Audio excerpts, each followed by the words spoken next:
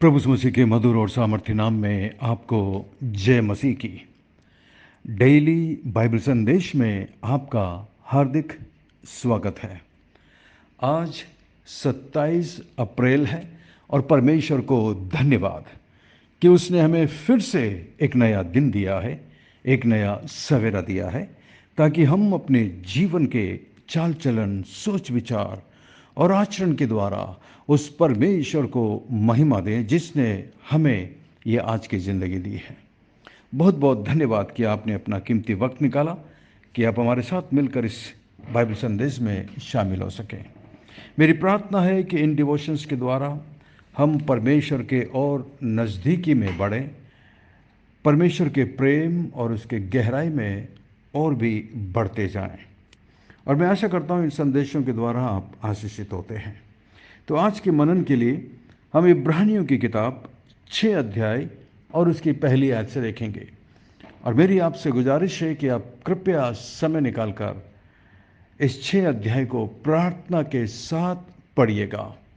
परमेश्वर आपके दिल से जरूर बात करेंगे और आप अद्भुत बातों को सीखेंगे। आइए हम पढ़ें इब्रानियों 6 अध्याय और उसकी पहली आयत से। इसलिए आओ मसीह की शिक्षा की आरंभ की बातों को छोड़कर हम सिद्धता की ओर आगे बढ़ते जाएं और मरे हुए कामों से मन फिराने और परमेश्वर पर विश्वास करने। कितनी अद्भुत बात यहाँ पर लेखक वहाँ के विश्वासियों को लिखता है। वो कहता है कि आओ हम शुरुआत की यानी कि बच्चों की बचकाना बातों को छोड़कर हम मसीह में परिपक्व होते जाएं, मजबूत होते जाएं। क्योंकि ये इब्रानी लोग केवल दूध पी रहे थे, यानी कि बहुत ही हल्का अन्न इन्हें दिया जा रहा था, हल्का भोजन दिया जा रहा था, हल्की शिक्षाएं इन्हें दी जा रही थी। इसलिए लेखक अब उन्हें कुछ ठोस आहार देने का निश्चय करता है। इसका मतलब ये है कि वे उन्हें अब आत्मिक ऊंची, गहरी और कठिन शिक्षा देने का फैसला करता है, क्योंकि लेखक जानता है कि अगर वो कुछ ठोस भोजन प्राप्त करेंगे, यानी कि बाइबल की गहरी शिक्षा को यदि वो सुनेंगे, समझेंगे, तो वे अपने विश्वास में आगे बढ़ने में सामर्थ्य होंगे, विश्वास में मजबूत हो पाएंगे। जैसा कि इब्रानियों 5:14 में लिखा है, लेखक कहता है इसलिए हम परिपक्वता की ओर आगे बढ़ते जाएं। मसीह जीवन में या तो हम बढ़ते हैं या फिर पीछे हटते हैं। हमेशा याद रखिएगा, जब से आपने उद्धार पाया है तब से आप अपने आत्मिक स्थिति को, आत्मिक दशा को जांचिए, क्योंकि याद रखिए हम या तो मसीह जीवन में आगे बढ़ते जाते हैं या फिर पीछे हटते जाते हैं। हम लंबे समय तक के लिए एक समान आत्मिक स्थिति में नहीं रह सकते। जिस तरह हम में से प्रत्येक मसीह लोग एक वृक्ष के समान है, पेड़ के समान है। पेड़ या तो बढ़ता है या फिर मरता है, वो एक जगह स्थिर नहीं रहता।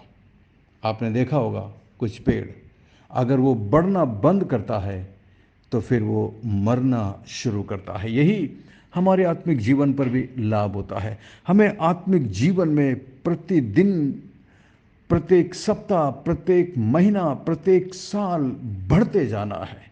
पीछे मुड़कर देखिए कि आपका मसीह जीवन पिछले साल से क्या इस साल ज़्यादा अच्छा है?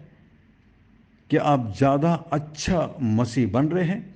प्रभु से और ज़्यादा प्रेम कर रहे हैं या नहीं कर रहे हैं? हमें अपने आप को जांचना है।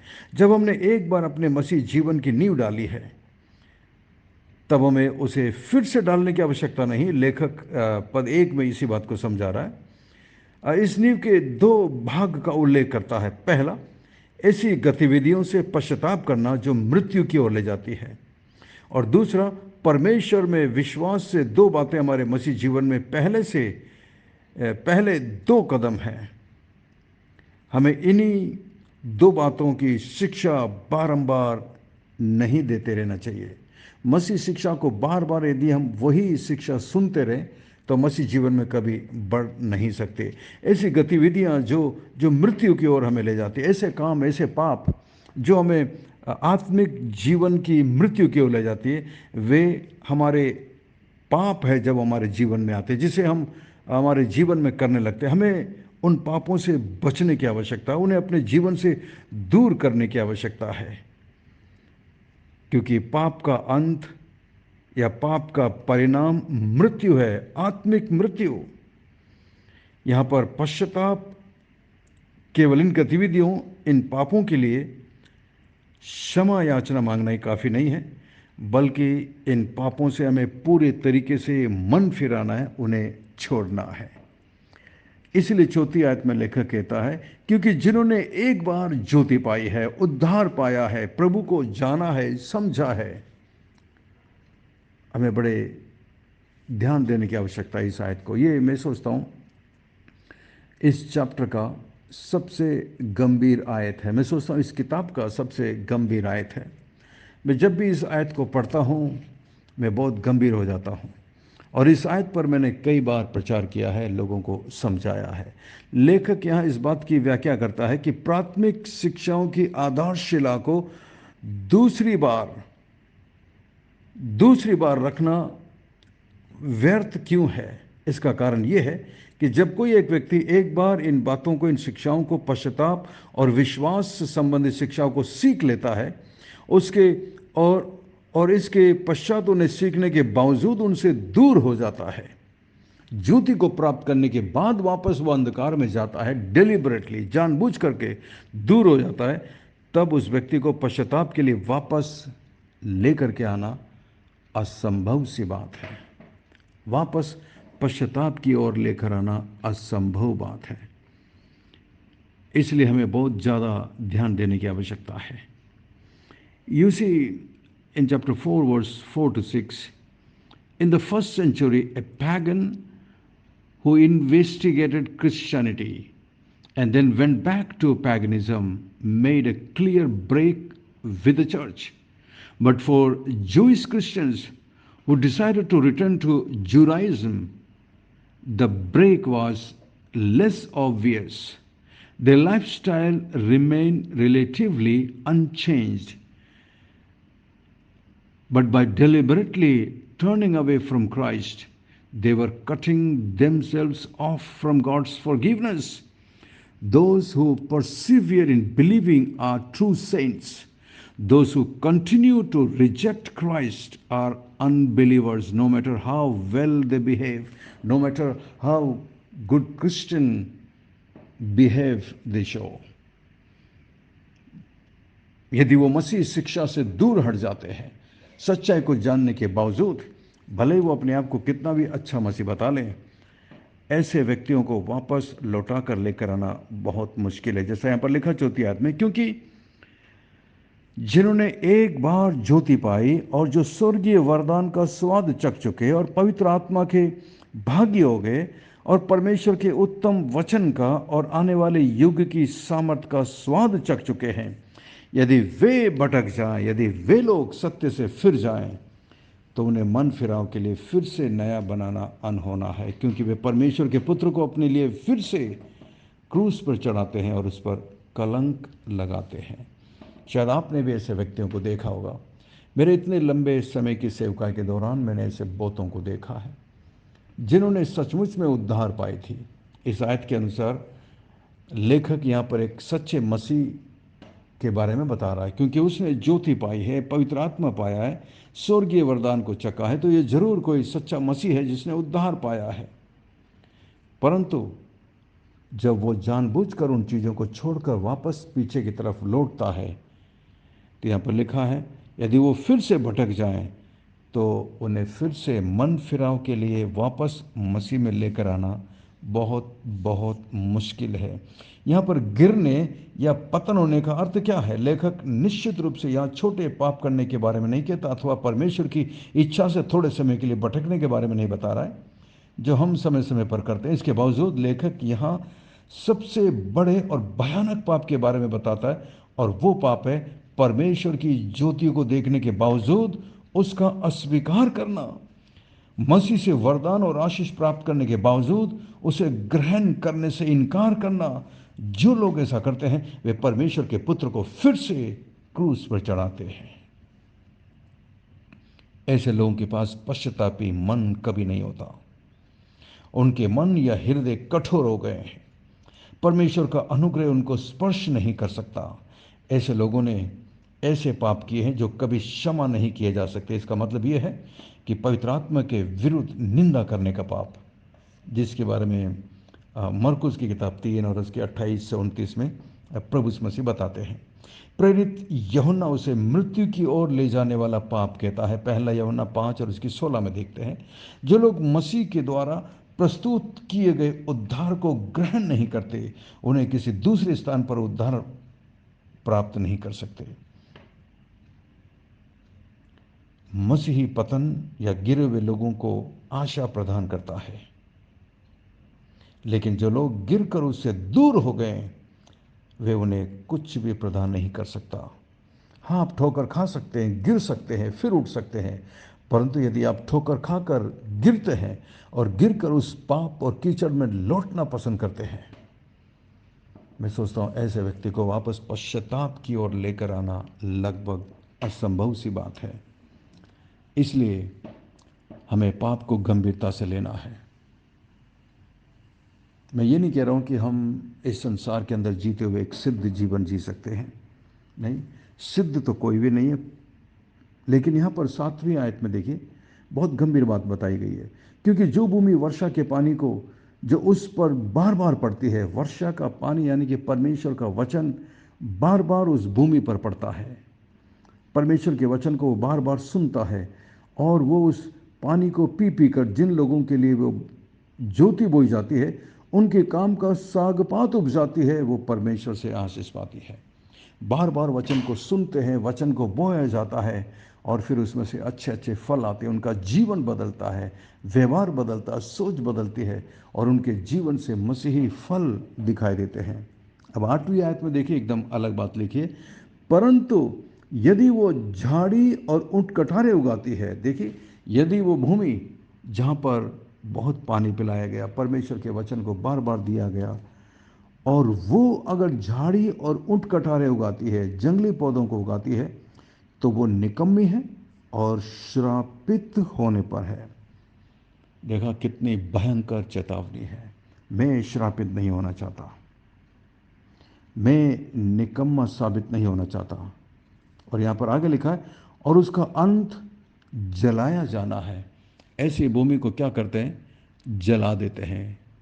यानी कि ऐसी भूमि को बंजर छोड़ दिया जाता है। इन झाड़ियों को, ऊँट कटारों को जमा करके जला दिया जाता है, क्योंकि अब वहाँ से कोई भी अच्छी चीज़ नहीं पैदा होने की। उन्हें जलाया जाना, और ये नरक की आग को दिखाता है। इसलिए इस आयत को लेकर के कई बार लोग सवाल पूछते हैं कि यदि मैंने एक बार उद्धार पा लिया है, तो क्या मेरा उद्धार खो सकता है? इसके बारे में कई मसीह लोग, अलग अलग डिनोमिनेशन के लोग अलग अलग अपना व्याख्या देते हैं, अपना एग्जाम्पल देते हैं, अपनी शिक्षा को देते हैं। क्या उद्धार पाया हुआ व्यक्ति फिर से भटक कर नरक की तरफ जा सकता है? कई लोग बोलते हैं कि नहीं नहीं, हमने उद्धार पाया, हमने यीशु मसीह को स्वीकार किया, हम उसके हाथ में है, वो हमें कभी छोड़ेगा नहीं और वो हमेशा हमारे साथ है, हम एक दिन स्वर्ग में ज़रूर जाएंगे, हमें पापों की क्षमा मिल जाएगी। जो ऐसी शिक्षा देते हैं, उसके साथ एक परेशानी ये है कि ऐसा व्यक्ति कभी गंभीरता से मसीह जीवन को नहीं जीता। और इस तरीके से यहाँ पर हम ये शिक्षा देखते हैं कि भले ही आपने उद्धार पाया है, स्वर्गीय वरदानों को प्राप्त किया है, आत्मा की अगुवाई पाई है, उसके बावजूद भी यदि आप सच्चाई को छोड़कर वापस संसार की तरफ चले जाते हैं, आप कहेंगे क्या यह संभव है? जी हाँ, संभव है। मैंने अपने जीवन काल में बहुतों को देखा है जो एक समय इतने अच्छे मसीह थे, लेकिन अब वो धीरे धीरे मसीहत से दूर, उन शिक्षाओं को भूलकर मसीह के विरुद्ध में जीवन जी रहे हैं। ताज्जुब होता है। ये संभव है। इसलिए आपको और मुझे सावधान रहने की आवश्यकता है। प्रतिदिन परमेश्वर के वचन को पढ़ने की आवश्यकता है, ताकि हम उन लोगों की तरह वापस पीछे ना लौट जाएं और हमारा अंत बुरा ना हो। क्योंकि एक बार जब हम जानबूझकर उसका तिरस्कार करके लौट जाएंगे तो फिर परमेश्वर का वचन हमारे अंदर काम नहीं करेगा, पवित्र आत्मा हमारे अंदर काम नहीं करेगा। इसलिए लिखा ये असंभव है उसे वापस लौटा कर लेकर आना। मैं आशा करता हूँ यदि आप इस संदेश को सुन रहे हैं तो मैं आशा करता हूँ कि आपके लिए यह बात ना बोला जाए कि आपको वापस लौटना असंभव है। मैं आशा करता हूँ यदि पवित्र आत्मा आज आपको यदि कायल करता है, आपके अंदर पश्चाताप का मन आता है, तो ये पवित्र आत्मा का काम है। आप लौट कर प्रभु के पास आ सकते हैं, उससे माफ़ी मांग सकते हैं, क्षमा मांग सकते हैं और वापस उसके चरणों में गिरकर उसको दंडवत करके उसके पीछे चलने का फैसला कर सकते हैं। आइए हम प्रार्थना करें। स्वर्ग में विराजमान जीवित और जिंदा परमेश्वर, अनुग्रहकारी दयालु पिता, धन्यवाद आपके प्रेम के लिए, धन्यवाद आपकी आशीषों के लिए, धन्यवाद आज के वचन के लिए प्रभु, जो गंभीर चेतावनी आज हमने आपके वचन में देखी है। हमारी मदद करिए प्रभु, ताकि हम पाप में भटक ना जाए, खो ना जाए। महान परमेश्वर, धन्यवाद आपकी पवित्र आत्मा जो हमें कायल करती है, हमारी छोटी सी गलती को भी लेकर हमें पश्चाताप का मन उत्पन्न करता है। धन्यवाद। हमारी मदद करिए प्रभु, ताकि हम अपने पाप में कभी इतने कठोर नहीं हो जाएं कि हम पश्चाताप करना भूल जाएं। मैं प्रार्थना करता हूं इस वक्त मेरे साथ मेरे जितने भी भाई और बहन प्रार्थना में झुके हुए हैं प्रभु, प्रत्येक पर अनुग्रह और दया करना, प्रत्येक पर प्रभु अपनी आशीष का हाथ उंडेलना प्रभु, अपने आशीष के हाथों को उनकी ओर बढ़ाना और महान परमेश्वर प्रत्येक के दिल को नरम करना प्रभु जी, ताकि हम आपके प्रेम में और भी मजबूत होते जाएं और भी गहराई में चले जाएं प्रभु। महान परमेश्वर, हमारी मदद करिए ताकि हम मसीह जीवन में दिन ब दिन, साल ब साल बढ़ते जाएं, ताकि प्रभु जी हम सड़ना शुरू ना हो जाए। क्योंकि प्रभु जब हम बढ़ना बंद करते हैं तो हम सड़ना शुरू कर देते हैं। और मैं प्रार्थना करता हूं हम में से किसी के भी जीवन में ऐसा ना हो। धन्यवाद, धन्यवाद, धन्यवाद प्रभु, हमारी विनती प्रार्थना को सुनकर जवाब देने के लिए धन्यवाद। सब कुछ यीशु मसीह के मीठे महापवित्र नाम से मांगते हैं, आमीन, आमीन। बहुत बहुत धन्यवाद आज के संदेश को सुनने के लिए। और मैं आशा करता हूं परमेश्वर ने आपके दिलों से बातचीत की है। कई बार हम बहुत सारे लोगों का नाम लेकर प्रार्थना नहीं कर पाते क्योंकि हमारे पास ज़्यादा समय नहीं होता है। मैं कोशिश करता हूं कि इस डिवोशन को ज़्यादा लंबा ना करूं। कोशिश करता हूं कि इसे 10 या ज़्यादा से ज़्यादा 15 मिनट के अंदर समाप्त कर दूं। लेकिन कई बार विषय कुछ इतने गंभीर होते हैं कि उन्हें समझाने में टाइम लगता है। इसलिए क्षमा चाहता हूं, आज का संदेश थोड़ा लंबा हो गया। और यदि आप आशीषित हुए हैं तो हमें ज़रूर लिख भेजिएगा और इसे अपने मित्रों के साथ शेयर करिए। परमेश्वर आपको बहुत बहुत आशीष दे। अंत में सवाल है, आज के इस संदेश के द्वारा आपने क्या सीखा या पवित्र आत्मा ने आपसे क्या बातें की हैं? यदि आप हमें लिखेंगे तो हमें बड़ी खुशी होगी। God bless you, we love you, have a great day and take care. अपना ख्याल रखिएगा।